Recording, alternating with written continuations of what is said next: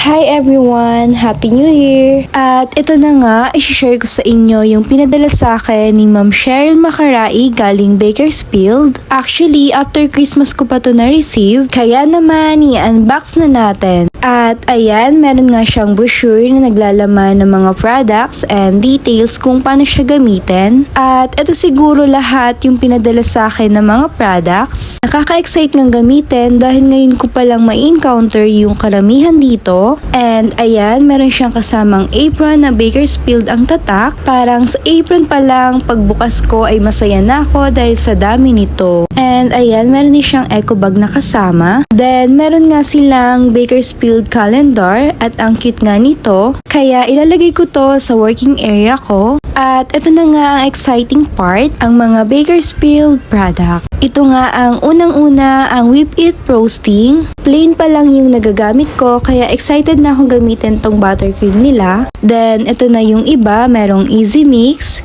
Cake Master, for Sponge Cake Stabilizer, Bob, which is Butter Oil Blend. At ito na nga yung gustong-gusto kong itry na Fudge It. Then, another Easy Mix for Brownie. At ito naman ang kanilang Premium Dark Red na Cocoa Powder. At Brim for Bread Improver. And last, ang Bakersfield Flavorade. Bale, 8 pieces lahat itong pinadala sa akin. Bale, merong 4 flavors. Merong Buko Pandan, French Vanilla, ube at ang Mocha Flavorade. Excited na nga akong pagtutunan gamitin tong mga product na to para ma-share ko na sa inyo. Ito na ata ang best Christmas gift na na-receive ko as a baker. Kaya thank you sa iyo, Ma'am Cheryl. At syempre sa Bakersfield, Philippines dahil napasaya nito ang baker's heart ko. Yun lang, and thank you and Happy New Year sa inyong lahat. Pa-like and follow and share guys para updated kayo sa ating magiging product review and syempre sa mga ina-upload kong video. Thank you!